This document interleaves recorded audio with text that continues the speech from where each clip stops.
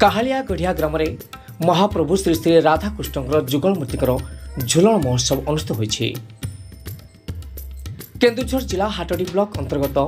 पढ़ियारीपल्ली ग्राम पंचायत अधीन काहालिया गढ़िया ग्राम में झुलन मंडप ठारे श्री श्री राधाकृष्ण महाप्रभुकर जुगल मूर्तिकर सांबत्सरिक पंचम वार्षिक झुलन यात्रा अनुष्ठित होइछि। उक्त उत्सव में निज ग्राम तथा निकटस्थ रटेणा ग्राम प्राय 4-5 गोटी जुगल मूर्तिकर विमान कल्पेश्वर शिव मंदिर ठारू एक विराट शोभायात्रा ग्राम परिक्रमा करी झुलन मंडप ठारे पहुंची महाप्रभु जुगल मूर्तिकर यथाविधि पूजार्चना पर झुलाइबा संगे संगे ज्योतिष महाशय श्रीयुक्त नवकिशोर नायक वार्षिक पंजिका पठन करथिले। उभय पाला गायक मानकु कुनी कलाकार माने यथा आलिना स्मृति राउत, मानसी बेहरा एवं मनीष बेहरा पुष्पहार अर्पण करिया परे तत्पर सांस्कृतिक कार्यक्रम में विदग्ध कला संस्कृति एवं साहित्य आलोचना अनुसार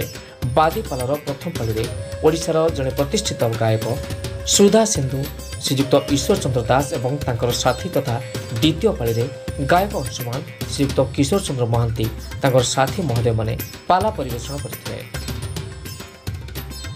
उक्त उत्सव में शह शह श्रद्धालु संस्कृति प्रेमी माने उपस्थित रही दीर्घ राति पर्यंत पाला परिवेषण को मन भरी उपभोग करथिले।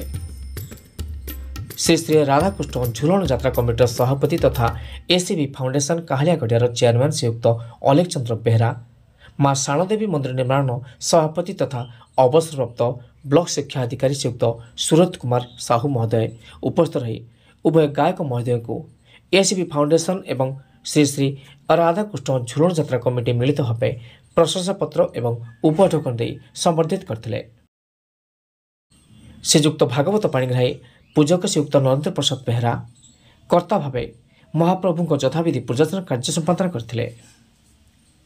प्रसाद सेवन एवं समस्त कार्यक्रम को झुलन यात्रा कमिटी एवं एसीबी फाउंडेशन कर्मकर्ता यथा शंकर पाणिग्राही, सुकुमार साहू, प्रशांत कुमार त्रिपाठी, विजय कुमार साहू, अजित कुमार पंडा, ब्रजकिशोर त्रिपाठी, भागवत पाणिग्राही, बलराम साहू, लक्ष्मीधर राउत, सभ्या श्रीमती रोनलता बेहरा, सुरेंद्र बेहरा, नीलांबर साहू, अलेख पारिक, अमृता चिन्मयी बेहरा, सस्मिता बेहरा एवं शंभुनाथ सेठी कार्यक्रम में सहयोग करथिले। महाप्रभु विदाय बेलारे महाप्रभु को शुद्धपूर्वक मेंढाघर कर विदाय कराइथिला। एक खुशी खबर अनुसार ओं श्री श्री राधाकृष्ण झुलन यात्रा कमिटी काहालिया गढ़िया को राज्य ब्लॉक तथा जिला स्तर में अनुष्ठित होइतिबा पालाकार सम्मेलन पक्षरु ओडिशार प्रिय माननीय मुख्यमंत्री श्रीयुक्त मोहन चरण माझी महोदय मानपत्र एवं उपढौकन दे समर्थित करथिबारु माननीय मुख्यमंत्री महोदय को एवं गायक सम्मेलन में कर्मकर्ता माने कृतज्ञता ज्ञापन करछंती। Kendujhar Satyadas report OTN TV. तांकर अवदान यथेष्ट ए अनुष्ठान प्रति सेथिबाई ग्रामवासी तरफरु कमिटी तरफरु ए अनुष्ठान समस्त कर्मकर्ता तरफरु आमे तांको साधुवाद जणाउछु, कृतज्ञता जणाउछु। आम अनुष्ठान प्रति भल पाइबा जोथि पई अनुष्ठान जहाँ से कहते राज्य स्तर ठू आरंभ कर ब्लॉक स्तर पर्यंत संबर्धित हो पारिछि एवं परिशेष ये अनुष्ठान आगामी दिन में पृष्ठपोषकतार केमी आगक जीव निश्चित भाव में सी खाली जड़े गायक रही एकाधारे बहु प्रतिभार अधिकारी जहाँ मुझे जानी